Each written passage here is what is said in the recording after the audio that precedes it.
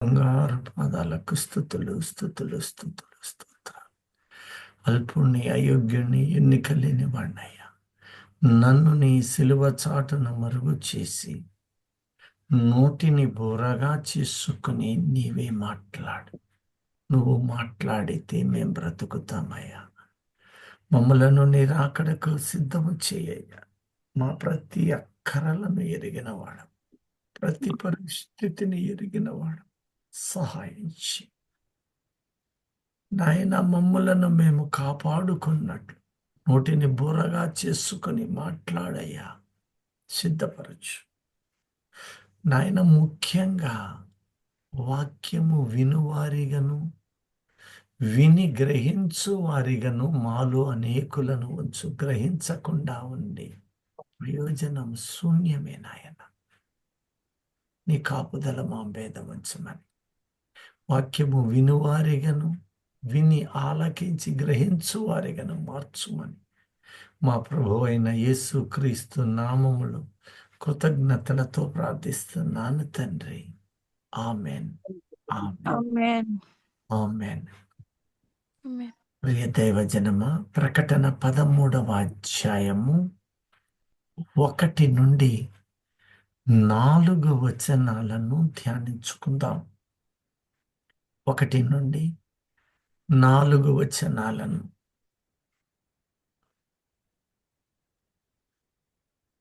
చూడండి. మరియు 10 కొమ్ములను 7 తలలను గల ఒక క్రూర మృగము సముద్రముల నుండి పైకి వచ్చుట చూచితిని. దాని 1 by 1 వద్దాం. సముద్రములో నుండి పైకి వచ్చుట, మహాజలములు అని దాని పేరు.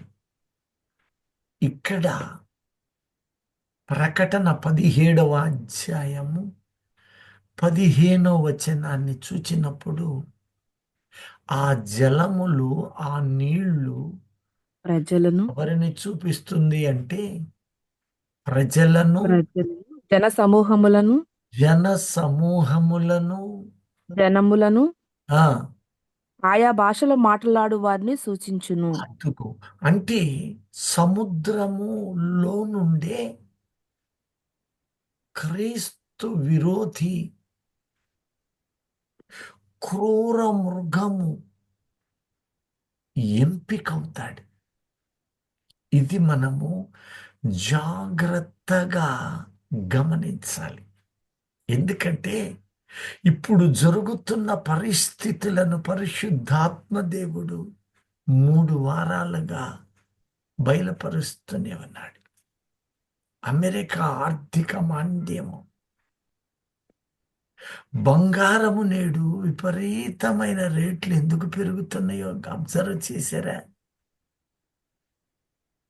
ఈ బంగారం అనేది ఏ ఏ దేశాలలో ప్రాముఖ్యముగా దొరుకుద్దో గమనించారా? బైబిల్లో ప్రతిదీ ఆది కాండము నుండి రాయబడింది. ఇప్పుడు అక్కడ చేయించి ఆది కాండము 2 11, 12 వచనాలు చూడండి. మొదటి దాని పేరు కీషోను. హవీలా దేశం అంతటి చుట్టూ పారుచున్నది. అక్కడ బంగారం ఉన్నది. హవీలా దేశము, హవీలా అంటే ఇసుక అని అర్థం. ఇసుక దేశం అన్నప్పుడు ఈ గల్ఫ్ కంట్రీస్, ఆఫ్రికా, ఈ యొక్క ఖండమంతా, ఈ ఖండము పేరేమిటో తెలుసా? Europe countries. ప్రియ దైవజనమా, కడవరి దినాలలో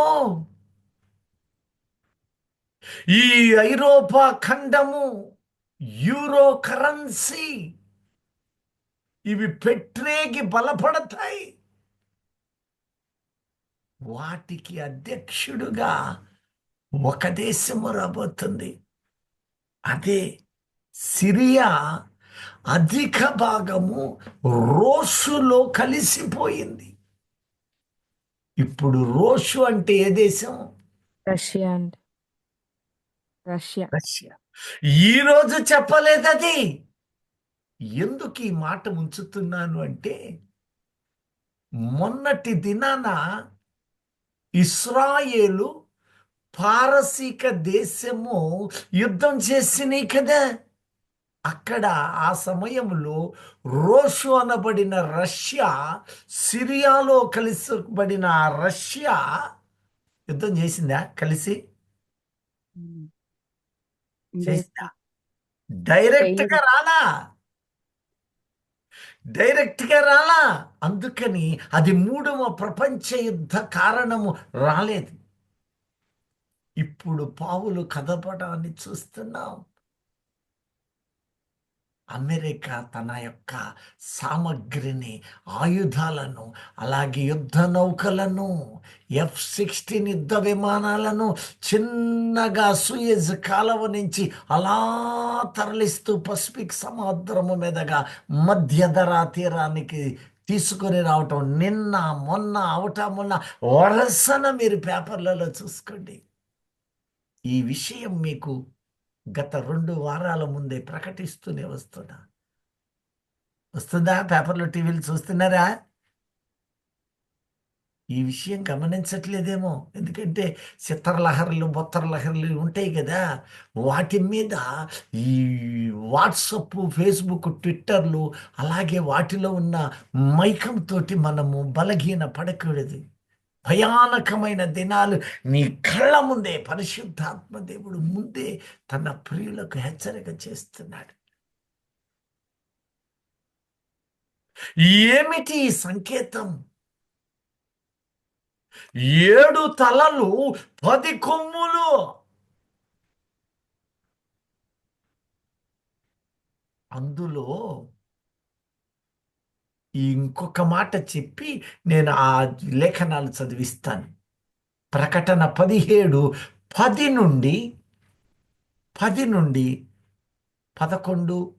12 వచనాలు చాలు. మరియు 7 రాజులు కలరు, 5 కూలిపోయిరి. 7 ఒకడు రాజులు కలరు. 7 తలలు అన్నప్పుడు 7 రాజ్యాలు ఇజ్రాయేలుకు వ్యతిరేకమైన రాజ్యాలవి. ఇప్పుడు 5 కూలిపోయిరి అన్నప్పుడు ఒకడున్నాడు. ఏమేం కూలిపోయినాయి? 5 కూలిపోయి. అసలు 7 రాజ్యాలు, నీవు 7 రాజ్యాల కాలము దాటిన తర్వాత ఉన్నావు నువ్వు కృపాకాలంలో. కాబట్టి నీ ముందే 7 కనపడాలి. ఇస్రాయేలును బాధ పెట్టి సర్వలోకాన్ని వేదన పాలు చేసి తమ ఇష్టానుసారముగా జరిగించిన 7 దేశాలు లేక రాజులు లేక రాజ్యాలు. మొదటిది ఐగుప్తు. 5 ఎవరున్నావు గనక ఇప్పుడు ఎందుకు ఈ మాట అంటున్నానంటే, ఆ కింద వచనములో 8వ రాజు, ఆ రాజు పేరు నేను మిమ్మల్ని అడుగుతాను. అది ఏ దేశమో ఏ ఖండమో అదేంటో మీరు చెప్పండి దయచేసి. ఆ కాలములో కూడా ఉన్నామా లేదా గుర్తించినప్పుడు మనము మరలా ఇటు ఆధారానికి వద్దాం. మొదటిది ఐగుప్తు, 1 తల. 2 అష్టూరు, అష్షూరు. ఎవరు చెప్పట్లా? బబులోను 3. ఏం చేస్తాం, ఇవన్నీ మనకెందుకులే, చూద్దాం పోదాం అనుకుంటున్నారా? విశ్వాసి, దేవుని పరిశుద్ధుడు, ప్రియుడు వీటన్నిటినీ గుణిస్తూ ఉండాలి. చాలా జాగ్రత్తగా కనిపెడుతూ ఉండాలి. ఇవన్నీ నీకు అవసరమా, మనకు అవసరమా అనుకుంటే అవసరం లేదు. కానీ నీ విశ్వాస పరిణామానికి ఆధారాలు లేకుండా ఎలా లెక్కించుకోగలవు జీవితాన్ని? ఏ లెక్కన బేరీజ్ సిద్ధపాటు ఎలా వస్తుంది? నువ్వెలా సిద్ధపడవు? ఎలా సిద్ధపడతావు? గురిలేని ఆలోచనలు స్థిరత్వానికి రాలేవు. నీకు గురి, దీక్ష కలిగి ఉండాలి అంటే ఒక ఆధారం ఉండాలి. జరుగుతున్న సంభవాల మీద నీకు ఆలోచన విధానం ఉండాలి. ఏముందిలే అనుకుంటే ఆయన కూడా ఏముందిలే అంటాడేమో. జాగ్రత్త. ప్రతి పదాన్ని పరిశుద్ధులు, విశ్వాసులు కనిపెడుతూ ఉండాలి. ఎప్పుడు ఏ క్షణాన నేను వస్తానో మెలకువ కలిగి ఉండమన్నాడు కదా. ఆయన వచ్చే సమయాన్ని నువ్వు మెలకువ ఉన్నావు అని ఏమిటి ఆధారం? ఒక్క విశ్వాసము మాత్రమే కాదు, విశ్వాస పరిమాణము. విశ్వాసమందు పరిస్థితులు, లోకస్థితులు ఆయనే చెప్పాడు. ఆ కాలంలో జరగబోయే వాటన్నిటినీ ఆయన ఎందుకు చెప్పాలి? ఎందుకంటే మనము వాటిని మెలకువ చూసి కలిగి విని తెలుసుకొని మనము సిద్ధపడే మరింత మహిమలోనికి ఎదగాలి అనేది ఆయన సంకల్పమై ఉన్నది. హల్లెలూయా.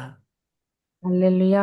ఇవన్నీ మీరు చూచినప్పుడు ఆయన సమీపముగా ఉన్నాడని మీరు తెలుసుకొనుడి అని సాక్షాత్తు యేసుక్రీస్తే మత్తయి 24లో ప్రకటించాడు.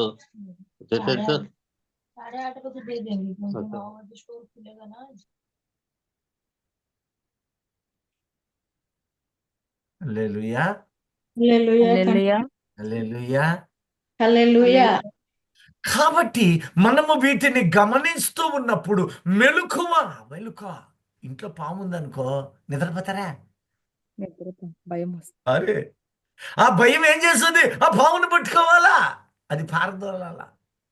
అలాగే ఈ లోకము, లోకస్థితులు ఉన్నప్పుడు ఈ లోకస్థితిని గమనించాలి. మనము మన ప్రయాణములో సిద్ధపడాలి. పరలోక రాజ్యానికి వెళ్ళాలి. అనేకులు నశిస్తూ ఉన్నారు, అనేకులు పతనమైపోతున్నారు, అనేకుల జీవితాలు నాశనమైపోతూ ఉన్నాయి. ఆ నాశనకరమైన స్థితి నుంచి వాళ్ళను బయటికి తీసుకొని రావాలి, ముప్పిన ప్రళయాల నుంచి. అది దేవుని సంకల్పం. ప్రకటించు. 120 ఏళ్ళు ప్రకటించాడు ఒక ఆయన. ఎవరైనా నోవాహుండు. ఆ ఈ రోజున పరిస్థితులు నీవు గమనించినప్పుడు, పరిస్థితులను నీవు చూస్తూ ఉన్నప్పుడు, ఆ పరిస్థితులు నీకు ఆత్మీయ స్థితిని పెంచి తీరాలి. ఆ పెంచబడిన ఆత్మీయత దివారాత్రులు ఆయన కలిగి ఉండను, రాత్రింబవళ్ళు ఆయన కోసం కనిపెట్టుకొని ఉండినట్లుగా నీ హృదయాంతరంగాలు మార్చబడతాయి. హల్లెలూయా. హల్లెలూయా. కనిపెట్టంలే అనుకుంటే ఆ రాకడ క్షణము నిన్ను కనిపెట్టకపోవచ్చేమో. కారణం విశ్వాసములో సిద్ధపడే మనస్సు రాకపోవచ్చు. కనిపెట్టుడి. ఇప్పుడు అంటున్నాడు, 7 కలరు, 5 కూలిపోయారు. ఈ చివరి క్షణాలలో ఉన్న నీవు ఆ 7 తలలు ఐగుప్తు, అష్షూరు, ఇంకా బబులోను, చెప్పండి. ఒక్కరే చదువుతున్నారు. మాదీయ పారసీక దేశం అంటే ఇరాన్, ఇరాకు. తర్వాత గ్రీకు దేశము, చిరతపులి గ్రీకు దేశము. 6వది రోమా సామ్రాజ్యం. మరి 7వ తల? 7 తలలన్నప్పుడు 7వ తల వచ్చిందా, వస్తుందా, రాబోతుందా? యూరోపియన్ కరెన్సీ వస్తుందండి. ఎవరేం మాట్లాడలా?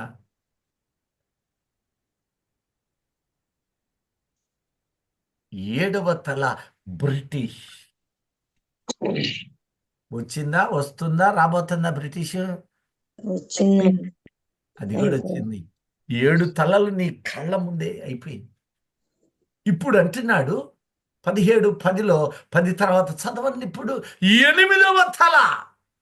ఒకడున్నాడు, ఆ, పరమవాడు ఇంకనూ రాలేదు. ఆ, వచ్చినప్పుడు అతడు కొంచెము కాలం ఉండవలెను. ఆ.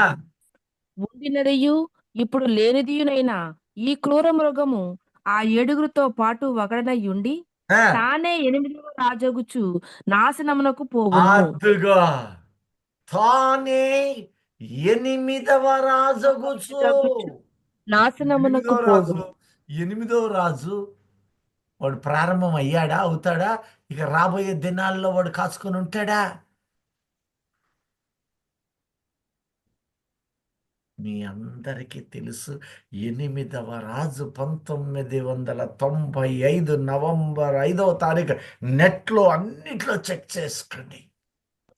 మొదట 7 తలలలో ఒకటి ప్రాముఖ్యము, అది క్రూర మృగము, అది ఇటలీ రోమా సామ్రాజ్యము.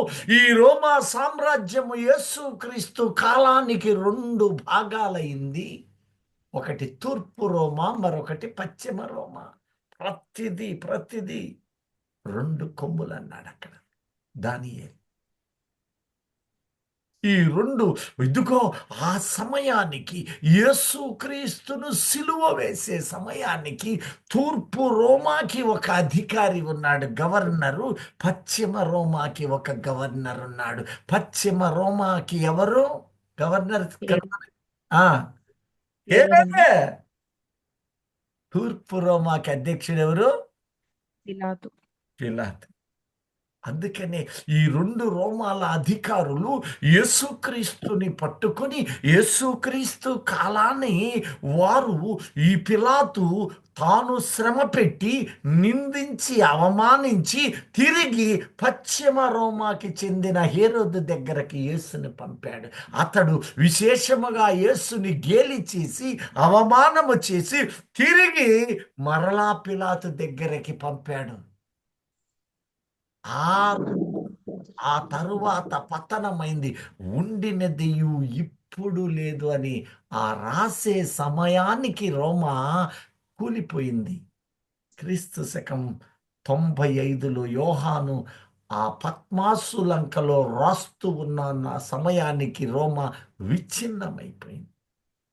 తర్వాత రాబోయే కాలములో రాబోతుంది ఇదే అన్నప్పుడు ఈ రాజ్యమే యూకేగా మారిపోయింది. United Kingdom. యునైటెడ్ అంటే అనేక రాజ్యాల కలయిక, 10 దేశాల కలయిక. అది కూడా నీవు చూశావు. ఆ పాలనలో మన దేశం కూడా ఉంది. రవి అస్తమించని ఏ సామ్రాజ్యం? ఇది ఇప్పుడు చదవలేదా? రవి అస్తమించని చైనా సామ్రాజ్యమేనా? బ్రిటిష్ సామ్రాజ్యం. ఎవరు పలకలేది? బ్రిటిష్ సామ్రాజ్యం. అర్థం కాలేదంటారా? రవి అస్తమించ అంటే 7వ తల కూడా అయిపోయింది. ఇప్పుడు 8వ తల బ్రెగ్జిట్ అనే ఒప్పందము ద్వారా 1995లో ఏర్పాటయ్యి ఆ కూటమి ఐరోపా ఖండాలంతా ఏకమైపోయి ప్రపంచ దేశాల సపోర్టు తోటి బ్రెగ్జిట్ ద్వారా యూరో కరెన్సీ అనేది ప్రారంభమైంది. ఆ దేశాలే నేడు బంగారాన్ని ఆకాశానికి నిలిపి దాని ధరను శాసిస్తూ ఉన్నాయి. ఆర్థిక మూలాలు భద్రం చేయడానికి. అందుకని అంటాడు, హవీలా దేశమందు బంగారం ఉన్నది, అది బహుశ్రేష్టమైనది. ఆ హవీలా అనగా ఇసుక ప్రాంతము. అది అరబీ దేశాలు, ఇరాను, ఇరాకు, ఆఫ్రికా ఈ ప్రాంత సముదాయం హవీలా భాగం. ఎప్పుడు చెప్పాడు ఈ మాట? ఆది కాండంలో ఎంత గొప్ప దేవుడు! 6000. ఎంత గొప్ప దేవుడు! 6000 సంవత్సరాల నాడే ఆ దేశము దాని భౌగోళ స్థితిని ఏర్పాటు చేశాడు. తానే 8వ రాజు అగుచు అన్నాడు. నాశనమునకు పోబోతున్నాడు. ఎందుకు అంటే ఒక నాశనము జరగబోతూ ఉంది. 7 తలలలో ఒకడు 10 మంది రాజులు అవుతాడట. 10 కొమ్ములు, 7 తలలు 10 కొమ్ములు అన్నప్పుడు ఆ 7 ఒకడున్నాడు. వాడే 10 కొమ్ములు కలిగి ఉంటాడు. ఆడే రోమన్ సామ్రాజ్యం. ప్రభువును సిలువ వేసిన వాడు ఇతగాడు తన బలము చాలక 10 రాజ్యాలు కలిసి యునైటెడ్ కింగ్డమ్గా మార్చబడ్డాడు. ఆ యూరో ఖండములో నుంచి బ్రిటిష్ వాళ్ళు ఎవరో కాదు, ఈ రోమియోల వారసులే. ఇప్పటికీ రాణిలు కనపడుతూనే ఉన్నారు. ఎలిజబెత్, ఇంకా రకరకాల బెత్తలు, ప్రిన్స్ చార్లెస్, ఆ వంశీకులు కూడా మనకి ఆనవాలుగా కనపడటం లేదా? ఆ డయానా ఎవరో ఒక ఆమె ఉంది, చచ్చిపోయింది. ఉన్నారా? ఎప్పుడన్నా విన్నారా వాళ్ళ పేర్లు? వినుండకపోవచ్చు.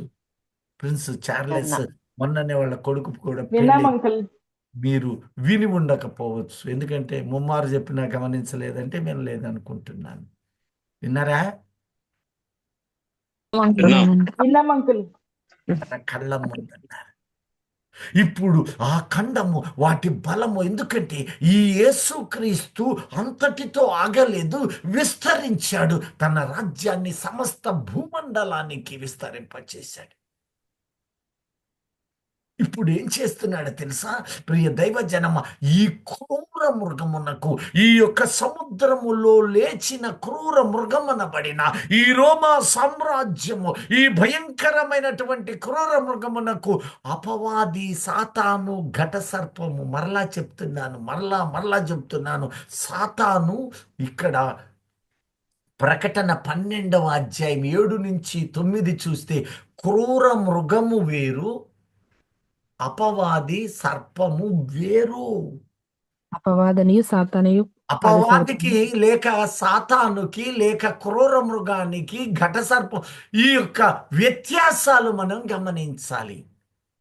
అదేంటంటే చూడండి, ముగ్గురు ఇక్కడ కనపడతారు. త్రిత్వం మనకు మళ్ళీ అపవాదనియు అపవాది, సాతాననియు అనియు సాతాననియు సాతాననియు అనియు పేరు గల ఆది ఘట సర్పమైన సర్పము, ఈ ముగ్గురు ఒకటి. మహాఘట సర్పం ఇందులో క్రూర మృగం ఉందా?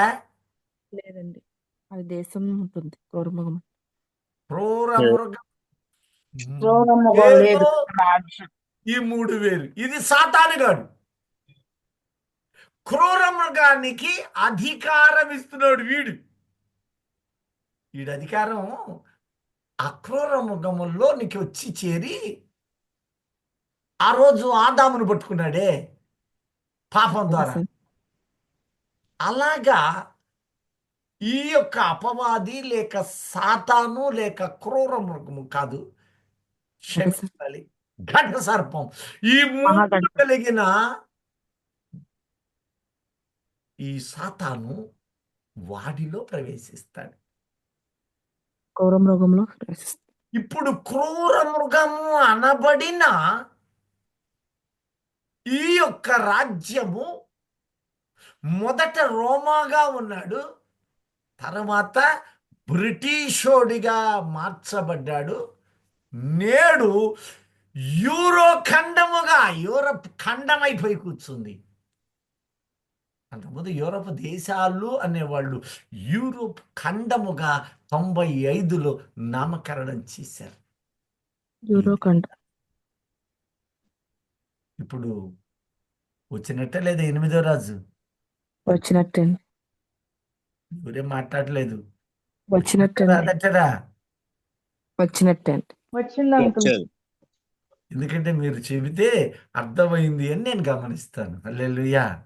హల్లెలూయా. వాడు కూడా వచ్చాడు. చాప కింద నీళ్ల వలె, చాప కింద నీళ్లలాగా వాడు తన రాజ్యాన్ని పెంచుతూ పోతున్నాడు. ఎందుకంటే ఇంకా వాడిని అణగదొరుకుతున్నవాడు, వాడి రాజ్య ప్రభావాన్ని తొక్కుతున్న ఆయన ఇంకా ఇక్కడే ఉన్నాడు. ఎవరైనా పరిశుద్ధాత్మ దేవుడు. Very good. ఆ బిడ్డను బట్టి దేవునికి స్తోత్రం చేద్దాం. హల్లెలూయా. హల్లెలూయా. చెప్పనోళ్ళు 0, చెప్పినోళ్ళు 1 కిందే చూడండి. పరిశుద్ధాత్మ దేవుడు తన ప్రియులను ఇంకా తీసుకుని వెళ్ళాలి. నాశనకరమైన పరిస్థితి ఇంకా రాలేదు. కారణం ఏమిటంటే తన ప్రియులు ఇంకా కొద్ది మంది ఉన్నారు. వాళ్ళు సంపూర్ణులయ్యే వరకు కూడా ఆయన కనిపెట్టుకుని ఉన్నాడు. దినములు కాలమాన పరిస్థితిలో అయితే దానికి ఆధారాలను అక్కడ ఇచ్చాడు. మీరు పరిస్థితులను గమనించినప్పుడు నా రాకడ సమీపంగా ఉన్నది అని గుర్తించమన్నాడు. అందుకే నీవు పరిస్థితులు, మొన్నటి జరిగిన యుద్ధ కాలంలో ఈ యొక్క రోషు అనబడిన రష్యా దేశము డైరెక్ట్ ఇన్వాల్వ్మెంట్ లేకుండా పోయింది. కనిపెట్టాము, రాలేదు గనుక యెహెజ్కేలు 38:5 మరియు 15లో ఇప్పుడు మనం జాగ్రత్తగా గమనించాలి. ఇప్పుడు రష్యా ఇన్వాల్వ్మెంట్ రాబోతుంది. రష్యా ఇన్వాల్వ్మెంట్ జరగబోతుంది. అంటే ఏమవుతుందో చూసుకోండి. అమెరికా యుద్ధ నౌకలలా తీసుకొని వస్తున్నాడు. ఏ దేశము మీదకో చూడండి. ఉత్తర దిక్కున ఆ 38:15 చదువుతున్నాను సార్. ఆ మొదట 1 నుంచి చూడొచ్చు. ఆ దేశం పేరు రోషు అని రాశాడు గనుక ఇక మనము ఇక్కడి నుంచి చదువుదాం. 5 నుంచి 38 5 నుంచి. నీతో కూడిన ఆ, పారసీక దేశపు వారిని అదిగా కూషీయుల- ఓ రష్యా నీతో కూడిన అలాంగ్ విత్. ఇప్పుడు రష్యా ఎవరికి సపోర్ట్ అవుతుంది? పారసీక దేశానికి. పారసీక ఇరాన్. దేశం అంటే ఇరాన్. ఇరాన్ అండి. ఇప్పుడు జరగబోతున్నది చూడండి. కొద్ది దినాల్లో నెలల్లోనో పరిశుద్ధాత్మ దేవుడు జరగబోయే వాటిని మనకు రాసి బయలుపరుస్తున్నాడు. దీనుల మొల ఆలకించేవాడు. మనము దీనులమై ఉన్నాము. జరగబోయే అనేకమైనవి కనపరుస్తున్నాడు. అవి కళ్ళ ముందే జరుగుతున్నాయి. కారణం ఏమిటి అంటే ఇప్పుడు ఆ పరిస్థితుల దినాల్లో నువ్వు ఉన్నావు, నేనున్నా.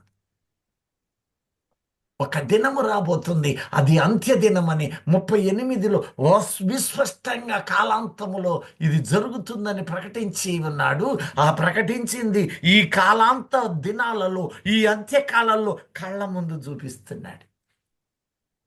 ఒకసారి 1వ వచనం కూడా చదవండి. 1 నుంచి ఆ, మరియు యెహోవా వాక్కు నాకు ప్రత్యక్షమై ఇలాగు సెలవిచ్చెను. ఉమ్, నరపుత్రుడా, మాగోగు దేశపు వాడగు గోగు అనగా రోషునకును మెషకునకును తుబాలునకును అధిపతి అయిన వాని తట్టు అభిముఖుడవై అతని గూర్చి మాట ఎత్తి ప్రవచింపుము. అతన్ని గూర్చి ఈ గోగు అన్నప్పుడు సిరియా, ఈ సిరియా కలిసిపోయిన దేశమే రోషు. రోషు అంటే రష్యా. ఆత్మీయులు దీనిని గుర్తించుదురుగాక. ఆమేన్. హల్లెలూయా. మనమందరము ఆత్మ సంబంధమైన తృష్టతో ఉందుము గాక. ఆమేన్. ఆమేన్. హల్లెలూయా. జరుగుతున్న పరిస్థితులు చూడండి. ఓ రోషు, ఓ సిరియా. సిరియాకు రాజధానిగా ఉన్నటువంటి అనేక ప్రాంతాలు రష్యాలో కలిసిపోయినాయి. ఇప్పుడు అభిముఖుడవై ఆ కింద వచనాలు స్పష్టంగా చెబుతున్నాడు రోషు గురించి. రోషు అంటే రష్యా. ఓ రష్యా, నువ్వు ఒక దినాన, నీవు కొంతకాలానికి, నీవు అంత్య దినాలలో నీ వెళ్ళి పారసీక దేశానికి సపోర్ట్ ఇస్తావు. పారసీక దేశం. రోషునకు మెషకునకు తుబాలునకు అధిపతియగు గోగు, ఆ, నేను నీకు విరోధినై ఉన్నాను. ఆ, నేను నేను నిన్ను వెనుకకు త్రిప్పి నీ దవడలకు గాలములు తగిలించి నిన్నును నీ సైన్యం అంతటిని గుర్రములను నానా విధములైన ఆయుధములు ధరించు రౌతులందరినీ కవచములను డాలను ధరించి ఖడ్గములు చేతపట్టుకొని వారందరినీ మహాసైన్యముగా బయలుదేరదేశదను. మహాసైన్యముగా నేను బయలుదేరదీస్తాను. ఎవరి నీతో మీదకి? కూడిన చూడండి, నీతో కూడా పారసీక దేశపు వారిని ఆ, కూషీలను ఆ, కూతు వారందరినీ ఆ, డాలను శిరస్త్రాణములను ధరించు వారందరినీ నేను దీసెదను. చూడండి, అందులో ఉన్న దేశాలు తొగర్మా, పూతో. ఏమిటి నేటి దేశాల ఈ పేర్లు? నువ్వు గమనించవద్దా? ఆనాడు ఆ పేర్లు ఉన్నాయి, నేడు వాటి పేర్లు ఇదిగో చైనా. భారతదేశము అన్య జనాంగము సమూహములో ఒకటిది. నిన్నటికి మొన్నటికి మీరు పేపర్లో టీవీలు చూసి ఉంటారు. ఏంటో తెలుసా? ఎప్పుడు అమెరికాని వెన్నంటి ఉన్న ఈ భారతదేశము ఆల్ ఆఫ్ సడన్ రష్యా ఇటు పక్క మొగ్గు చూపేసరికి ఓపెన్ స్టేట్మెంట్ ఇచ్చింది ఇరాన్ వైపు. మీరు చూడలేదా పేపర్లే? చూసాం బ్రదర్. చూసామండి. నిన్నటి వరకు మన బిడ్డలు, మన కుటుంబీకులందరూ కూడా అమెరికాలో ఉన్నారు. అమెరికాలో అధిక శాతం లక్షల మంది ఉన్నారు. ఇప్పుడు జరగబోయేది మీ ముందు ఉంచుతున్నాను. కొద్ది కాలములో మీరు చూస్తారు, అమెరికాలో భారతీయుల నిషేధమే జరగబోతుంది. ఆ దేశాలలో ఉన్న వాళ్ళు ఆస్తులు కూడా వదిలిపెట్టి ప్రాణాలు గుప్పెట్లో పెట్టుకొని ఏ దేశాలకు పారిపోబోతున్నారు. కారణం ఏంటో తెలుసా? ఆ దేశము ఈ దేశానికి వ్యతిరేకత కనబరిచింది. దాని వలన ప్రయోజన శూన్యాన్ని కనపడుతుంది. ఇది ఎప్పుడో కాదు, ఈ ట్రంప్ కాలములోనే మీరు చూస్తారు. కొందరు ప్రాణాలు పోగొట్టుకుంటే అది భీతితోటి దేశాలు దాటి ఆస్తులన్నీ వదిలి పారిపోయే దినాలు మన కళ్ళ ముందు చూడబోతున్నాం. ఆర్థిక వ్యవస్థ చిన్నాభిన్నమైపోగా ఈ విదేశీయులను మేము మోయమనే దినాలు నీ కళ్ళతో నీవు చూడబోతున్నావు. ఎంత ఘోరమైన పరిస్థితి! డాలర్ యొక్క ఆశలు అడియాశలు చేయగా ఆ ఆస్తులు కూడగట్టి బలపరచడానికి ఆ దేశము పడరాని పాట్లు. అందుకనే ఈ లోపు ఈ యూరో కరెన్సీని పెంచుకుంటూ, ఈ బ్రెగ్జిట్ కరెన్సీని, పేపర్లెస్ కాయిన్స్ని, ఈ యొక్క ఆర్థిక మూలాలు ఈ దేశాలు పెంచుకుంటున్న యూరో కరెన్సీలు, ఆ పాశ్చాత్య దేశాలు ఒక్కసారి డిగ్రేడ్ అవబోతున్నాయి. ప్రస్తుతానికి డాలర్ రేటు పెరిగి పిరేమైపోయింది. అందుచేతనే ఆర్థిక వనరులు కనిపెట్టుకోవడానికే అతడు ఒక అధ్యక్షుడిని పట్టుకొని కిడ్నాప్ చేశారు. ఎందుకో తెలుసా? సాకులు అనేకం ఆ దేశంలో ఈ క్రూడ్ ఆయిల్స్ ఉన్నాయి. గ్రీన్లాండ్ అని పేరు పెట్టి వాటి కోసం పరిగెత్తాడు. అయితే అది ఎక్కువ కాలం ఆ దేశము ఇటువైపు కాదు, అది యూరోకి చెందింది కనుక ఆ దేశము వాటితో కలిసిపోతుంది. అతడు ఒక దేశమును పట్టుకొనగా, కుయుక్తిగా పట్టుకొనగా అది నిలువకపోవునని హెస్కేలు చెప్పిన మాట నెరవేరబడబోతుంది. కొన్ని వేల సంవత్సరాల నాడే ఈ పరిణామాలు అక్కడ తెలియచేశాడు. ఎంత భయంకరమైన చివరి క్షణాల్లో ఉన్నామో చూడండి. కొన్ని వేల సంవత్సరాల నాడే దేవుడు తన ప్రియులకు తెలియచేసి దాచి ఉంచిన సత్యాలు పరిశుద్ధాత్మ దేవుడు వెలికి తీస్తున్నాడు. ఇవి జరగబోవు సత్యాలు మనము బ్రతికి ఉండగానే. అయితే పరిశుద్ధాత్మ దేవుడు తన పరిశుద్ధులను ఇంకా తీసుకొని వెళ్ళలేదు గనుక వాడు చాప కింద నీళ్ల వలె లోపల తన రాజ్య విస్తరణ చేస్తూ తన సామ్రాజ్యాన్ని, ఆర్థిక మూలాలను పెంచుకుంటూ పోతూ ఉన్నాడు. ఇప్పుడు 5వ వచనానికి ఒక్కసారి రండి. ఒక దినమున జరగబోయేది ఏమిటంటే, ఈ రోషు, గోగు, మాగోగు, టర్కీ, సిరియా ఈ ప్రాంతాలకు పట్టుగా ఉన్న ఈ రోషు అంటే జనములను పోగు చేసి రాజ్యాలను, దేశాలలో ఉన్న అనేకులైన అన్యజన సమూహాన్ని పోగు చేసి నీవు నా దేశము మీదకి సముద్రపు ఇసుక ఆకాశమందు నుంచి చూచినప్పుడు ఎంత అపారమో ఆ రీతిగా నేలను కమ్మబోతూ ఉన్నాడు. ఇప్పుడు 5 నుంచి చదవండి. నీతో కూడిన పారసీక దేశపు వారిని, అదిగో కూషీయులను, నీతో కూడిన అంటే ఈ యొక్క ఇరాను తను గుల్లైపోతూ ఉన్నది. ఆ యొక్క బంకర్లు ఇప్పటికీ నేటికి తగలబడుతూనే ఉన్నాయి. ఆయిల్ కెనాల్స్ కరిగిపోతూ ఉంటే ఆ ఆయిల్స్ అన్నీ ధ్వంసం అయిపోయి తగలబడిపోతూ ఉంటే వారి యొక్క మూలాలు దేశమును నీవు ఇంతకు మునిపే మీకు 6 నెలల ముందే చెప్పాను జరగబోయేది. పరిశుద్ధాత్మ దేవుడు స్పష్టంగా చేశాడు. ఆ దేశము ఆర్థిక మాంద్యములో కోరుకుపోతూ ఉన్నది. అంతర్లీనముగా భయంకరమైనటువంటి వాతావరణము, ప్రజల తిరుగుబాటు రాబోతుంది. యుద్ధ వాతావరణాలు, అంతర్లీనంగా పోరాటాలు. ఎందుకంటే ఆర్థికంగా కుదేలైపోయి ప్రజల మీద పన్నుల భారాలు వేస్తుంది. ఎందుకంటే వాళ్ళ ఆర్థిక మూలాలు ఈ యొక్క ఆయిలే.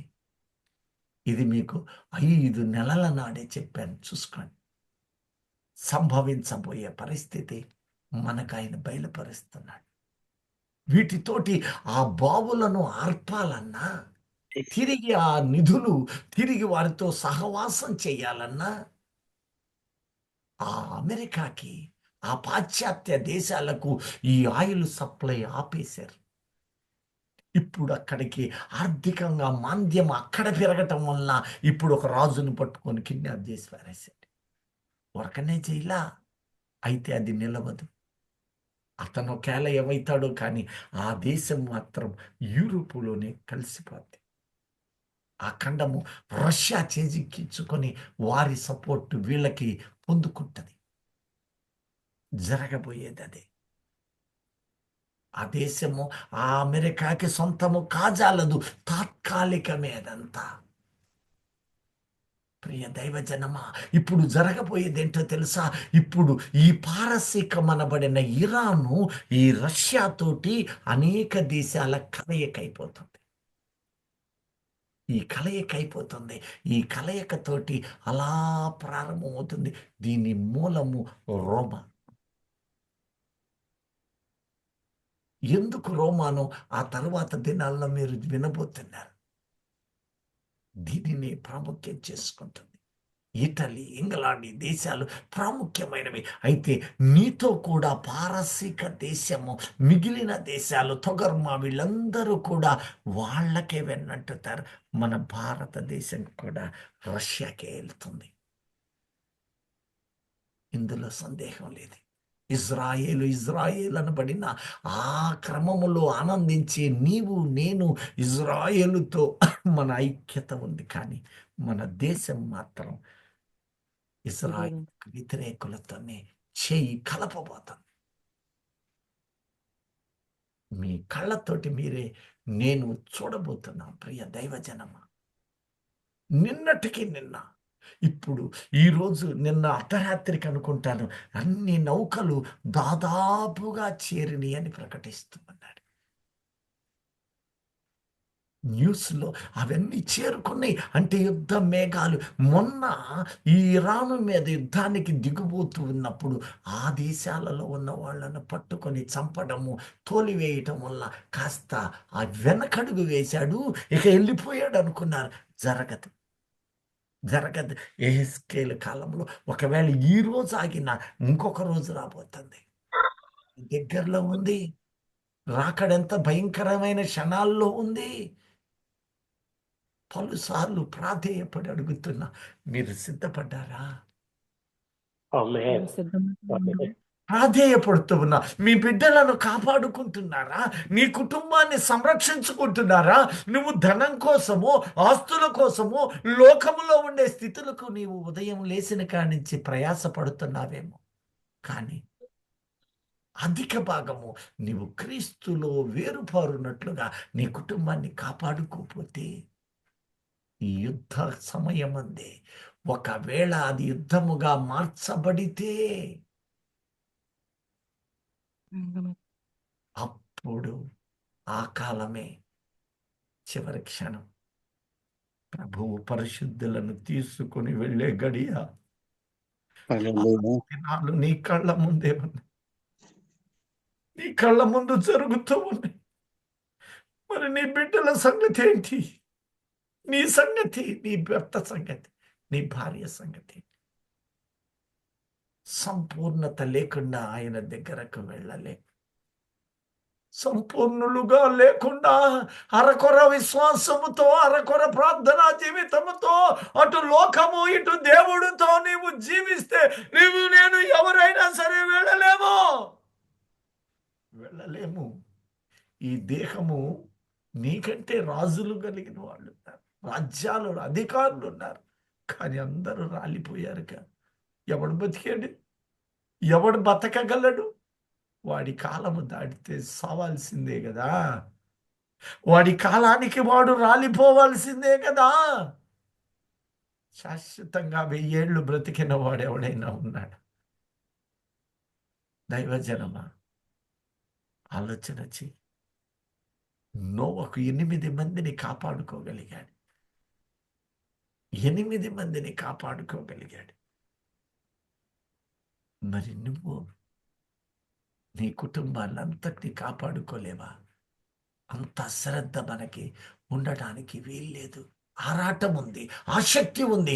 పోరాటములో నీవు బలహీనతతో ఉండకూడదు. నీ బిడ్డలే దూరం అయ్యారనుకో, ఎంత బాధ. ప్రియ దైవజనం, ఆ వేదన పడ్డోడికి తెలుస్తుంది. ఒక చిన్న ఉదాహరణ నా జీవితంలో. ఒకసారి నా బిడ్డ ఒకానొక ప్రాంతంలో తప్పిపోయాడు.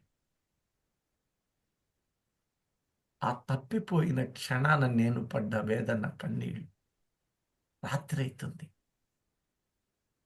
చీకటి పడుతుంది, బిడ్డ కనపడదు. అప్పుడు వణుకంటే ఏందో తెలిసింది. ఏడ్చినా ఎటు పరిగెత్తాలో తెలియని ప్రాంతం. గజ గజ గజ వణికిపోయాను. అక్కడే నిలబడి ఏడుస్తూ ప్రార్థన చేసుకున్నాను.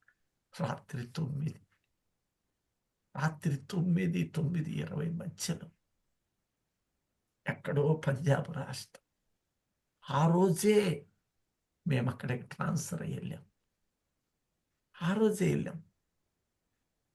ఎక్కడుందో ఇల్లు తెలియదు. అన్ని ఇళ్ళు ఒక రకంగానే ఉంటాయి. ఆడుకుంటూ వెళ్ళిపోయారు. మీరు బయట ఉండండి, ఇంట్లో సామాన్ సర్దుతాం అనుకున్నాం. బయటికి వెళ్ళిన వాళ్ళంతా వెళ్ళిపోయారు. ఎన్ని వీధులు ప్రయాసపడ్డాను, ఎంత దూరం వెళ్ళాను. అయ్యో, మరలా తిరిగి కనలేను. ఏమైతారో నా బిడ్డలు. రాత్రి 9 గంటలు దాటాక దేవుని కాపుదల. వాళ్ళు ఇటు వెళ్ళారో తెలియదు. ఏంట్రా అంటే ఇదనుకొని అవతల దానికి వెళ్ళాం. అక్కడ మోడర్న్ హౌసింగ్ కాంప్లెక్స్ చండీగఢ్లో అన్నీ ఒక వింగులాగే ఉంటాయి. ఈ ఇంటికి ఆ ఇంటికి భేదం తెలియదు, నంబర్లను బట్టే ఉంటుంది.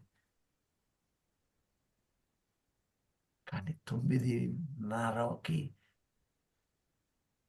దేహం అంతా చల్లబడిపోయింది. కానీ దేవుడు తన కృపనిచ్చి ఒకరికొకరు కూడబలుక్కుంటూ వాళ్ళు వచ్చారు.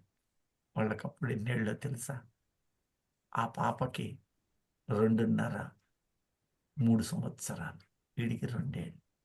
ఆ పిల్లలకి సాధ్యమేనా? ఈ రోజున దేవుడు కృపనిచ్చాడు. కానీ ఆ క్షణములో ఆ కొంతసేపు 1 గంట, గంటన్నర నేను పడ్డ వేదన. ఈ రోజున ఆయన రాకడలోనికి ఎత్తబడకపోతే, విడువబడితే ఆ పడ్డ క్షణాన పడే వేదన ఎంత తీవ్రమో చూడండి. అట్టిది మనకు దూరం అవ్వాలి. భయంకరమైన క్షణాలు. ఈ రోజు ఇళ్లతోటి కలిసి జనములను కూడగట్టుకొని ఆ జనములంతటితో కలిసి ఈ పారసీక దేశం అనబడిన ఇరాన్ దేశముతో కలిసి వారితో సంధి చేసి వారి పక్షమున రాబోవు క్షణాలు కనబడుతున్నాయి. ఒకవేళ ప్రభువు చిత్తమై ఇదిగో ఈ అమెరికా ఇరాన్ మీద తిరుగుబాటు, ఈ పరిస్థితులు, అది చివరకు తిరిగి ఎటుపోద్దో తెలుసా? ఇజ్రాయేల్ వైపే వెళ్ళింది. అది అనుకూల. ఈ గజిబిజి కాలంలో, ఈ గలాటాల మధ్యలో వారు యెరూషలేముకి నిర్మాణ ప్రయాస పడతారు. ఇప్పటికే ప్రాకారముల మీద బోరలుదారు, పండగ చేశారు. వాళ్ళు అన్ని ఒప్పందాలను తొంగలో దొక్కి యెరూషలేము మందిరములో మీరు అనేక యాత్రలకు కూడా అవకాశం ఇస్తున్నారు. రండి, యెరూషలేము ప్రాకారాలు చూడండి జనమా అని ప్రభుత్వం స్వయంగా ఏర్పాటు చేసి ఒక విజనరీగా ఆ ప్రభుత్వాలు పెట్టేసింది. ఎంతమంది ఇప్పుడు వెళ్తున్నారు తెలుసా? షలోం షలోం అనుకుంటూ ఉత్సాహధ్వనులు. ఒకప్పుడు మా దేశం ఎందుకో తెలుసా? అలా జనం అందరూ వచ్చి దేవుని కొనియాడుతూ అక్కడికి వస్తున్నప్పుడు ఉద్వేగమైనటువంటి ఆ క్షణాలు, ఉత్సాహభరితమైన ఆ క్షణాలలో మందిర నిర్మాణము ప్రారంభించాలనేది వారి కోరిక. ప్రజల సపోర్టు, యూదులు, ఇజ్రాయేలీలు ఈ మందిరము వల్ల మనము బలపడతామనే కోరిక వాళ్ళలో బలంగా నాటుంది. ఏకమైన మనస్సుతో వాళ్ళు కట్టబోతూ ఉన్నారు. ఈ సంకేతాలు మనకి నేడు కనపడుతూ ఉన్నాయి. యెహెజ్కేలు కొన్ని వేల సంవత్సరాల నాడు చెప్పాడు. చూసుకోండి. ఇప్పుడు 5 చదవమ్మా. నీతో కూడిన పారసీక దేశపు వారిని, కూషీలను, పూతువారందరినీ డాళ్లను శిరస్త్రాణములను ధరించు వారందరినీ నేను బయలుదేరదీసెదను. అంటే గోమెరును యోధులను గోమెరును అతని సైన్యమంతయును ఉత్తర దిక్కులో నుండి తొగర్మాయును అతని సైన్యమును జనములు అనేకములు నీతో కూడా వచ్చును. ఈ తుకర్మ అంటే మరేదో కాదు, నేడు చైనా దేశం. అది బలమైన దేశం గనుకని ఈ బలవంతుల పేర్లు చెబుతున్నాడు. వాటిల్లో ఇదిగో నీతో పాటు జన సమూహములు అన్నప్పుడు ఆ సమూహాలలో అన్యజనుల సమూహం అన్నాడు. ఈ దేశము అన్య జనాంగముతో నింపబడ్డ మన రాజ్యాలు కూడా వస్తాయి. మీరు గమనిస్తూ ఉండండి. అవి జరుగునప్పుడు తీవ్రమైన ఆ పరిస్థితి లోకానికి వస్తుంది. నీవు నేను ఎత్తబడు క్షణంలో ఉన్నా. ఏ క్షణమో తెలియదు, కానీ కనిపెట్టు విధానం నీలో రావాలి. తర్వాత 15 నుంచి చదవండి. ఉత్తర దిక్కున దూరమునున్న నీ స్థలములో నుండి నీవును ఇప్పుడు మీరు ఎప్పుడైనా గమనించారా? ఈ ఉత్తర దిక్కు ఇస్రాయేలుకి ఏ కంట్రీయో గమనించారా? ఎవరైనా చెప్పగలరా? రష్యా అండి. రష్యా. ఉత్తర దిక్కున ఉన్న నీ స్థలములో నుండి నీ స్థలములో నుండి నీవును నీతో కూడా జనములు అనేకములు ఆ, గుర్రములెక్కి బహు విస్తారమైన సైన్యంగా కూడి వచ్చి ఆ, మేఘము భూమిని కమ్మునట్లు మేఘము ఇజ్రాయేలీలకు భూమిని కమ్మునట్టు కమ్మినట్లు ఆ, ఇజ్రాయేలీలకు నా జనుల మీద పడెదరు. ఇజ్రాయేలీయులైన ఆ జనము మీద పడతారు. రోషు ఓ రోషో చూడండి. ఇప్పుడు దానికి సంకేతాలు కళ్ళ ముందు కనపడుతున్నాయి. మొన్న ఈ రోషు అనబడిన రష్యా ఆ రోజు రహస్యంగా బాంబులను సప్లై చేసింది, ఆయుధాలు ఇచ్చిందే తప్ప యుద్ధానికి డైరెక్ట్గా దిగల. మొన్నటికి మొన్న రష్యా అధ్యక్షుడు ఓపెన్ స్టేట్మెంట్ ఇచ్చాడు. ఇదిగో ఈసారి గనక జరిగితే మేము యుద్ధములో దిగుతామని డైరెక్ట్ హెచ్చరిక ఇవ్వటం మీరు పేపర్లో టీవీలో చూడలేదా? చూసాం బ్రదర్. ఇస్రాయేలు రాలేదు గనక రష్యా ఆగింది. ఆ స్టేట్మెంట్ దెబ్బకి అమెరికా 2 అడుగులు వెనక్కేసింది. అయినా తన సామగ్రిని పంపుతూ ఉంది. ఎంత పరిస్థితిని నువ్వు గమనించావా దైవజనమా? ఇవన్నీ మనకు అవసరమా అని నీవు ఆలోచన చేస్తే విశ్వాసి దేవుని ప్రియునికి అవసరమే కదా. కాలమాన పరిస్థితులను నీవు గుర్తించడం. 8వ రాజ్యముగా 8వ రాజుగా ఆ ఖండము, ఆ ఐరోపా ఖండము ఒక ప్రత్యేకమైన నాణ్యాన్ని యూరో కరెన్సీ అని చలామణి చేస్తుంది. ఆయా దేశాలకు నాణ్యాలు కరెన్సీ ఉంది. బ్రిటన్కి పౌండు, రియాల్స్, దినార్లు, షెకెలు అనేకమైనవి ఏలుతూ ఉన్నవి. కానీ వీటన్నిటికీ కలిపి ఒక కరెన్సీ. బ్రెగ్జిట్ ద్వారా అదొకటి ప్రాముఖ్యమైనది, పేపర్లెస్ కరెన్సీ. ఈ రోజున వాట్సాప్లు, ఫేస్బుక్లు అన్నీ, ఫోన్పే, గూగుల్ పే, ఆ పే, ఈ పే, ఓ పే, అన్ని పేలు కూడా. ఏ పేపర్ అన్నా ఉందా? లేదండి. ఒకప్పుడు బ్యాంకుల్లో కూడా చేతి రాత పుస్తకాలు గంపెడు. ఈ రోజున అన్ని పోయినాయి కంప్యూటర్లో. ఇప్పుడు పాస్ పుస్తకాలు కూడా పోయినాయి. చూసుకోండి, మీకు ఒక నంబర్ చెబుతారు, ఆ నంబర్ కొట్టుకుంటే నీ బ్యాలెన్స్ స్టేట్మెంట్లు అన్నీ వస్తాయి. అత్యాధునికమైన పరిస్థితులు ఇవన్నీ కూడా 666 ముద్రలోనికి పాత్రధారులు. చాప కింద నీళ్ల వలె వాడు క్రూర మృగము తన రాజ్యాన్ని స్థాపిస్తూ ఉన్నాడు. వానికి అధికారం ఇచ్చిన వాడు ఘట సర్పము, అపవాది, సాతాను. అంతేకాదు ఈ రాజులు, రాజ్యాలన్నీ కూడా, ఈ యొక్క మిగిలిన 10 రాజ్యాలు కూడా ఏకాభిప్రాయము కలిగి ఈ క్రూర మృగమనబడిన ఈ ఐరోపా ఖండానికి దాసోహం అంటూ ఉన్నాయని ప్రకటిస్తూ ఉన్నాడు. 17వ ప్రకటన 11వ వచనం చూడండి. 11, 12లో 17, 11, 12. 10 నుంచి కూడా చదవచ్చు. మరియు 7 రాజులు కలరు, 5 కూలిపోయిరి, ఒకడున్నాడు. కడమవాడు ఇంకనూ రాలేదు. వచ్చినప్పుడు అతడు కొంచెము కాలం ఉండవలెను. ఉండినదియు ఇప్పుడు లేనిదియునైన ఈ క్రూర మృగము ఆ 7 పాటు ఒకడునయ్యుండి తానే 8వ రాజగుచు నాశనమునకు పోవును. ఉమ్. నీవు చూచిన ఆ 10 కొమ్ములు 10 మంది రాజులు. వారిది వరకు రాజ్యమును పొందలేదు కాని ఒక వారిది గడియ వరకు రాజ్యము పొందలేదు, గాని కానీ క్రూర ఒక- మృగముతో కూడా ఆ, రాజుల వలె అధికారము పొందుదురు. ఆ, వీరు ఏకాభిప్రాయము గలవారై తమ బలమును అధికారమును ఆ మృగమునకు అప్పగింతురు. ఇదిగో.